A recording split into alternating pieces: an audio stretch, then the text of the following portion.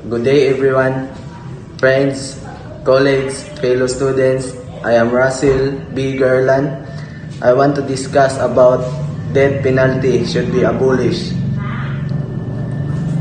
We stand here today at the crossroads of justice and morality, a point where the weight of our collective conscience must be guide our decision. I stand before you to advocate for the abolition of the death penalty, a relic of a more barbaric past that has no place in a just and civilized society.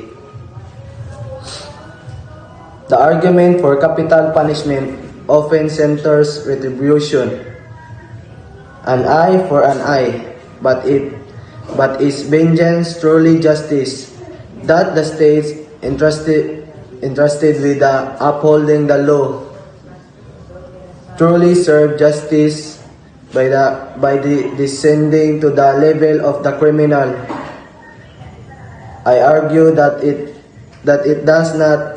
Retribution is a primitive insect, while justice demands a higher standard, a commitment to rehabilitation reform, and the unwavering preservation of human dignity, even for those who have committed heinous crimes. Furthermore, the death penalty is a fundamentally flawed system, riddled with the potential for irreversible error. Innocent people have been executed, their lives stolen by a system that claims infallibility but demonstrably fails to deliver it.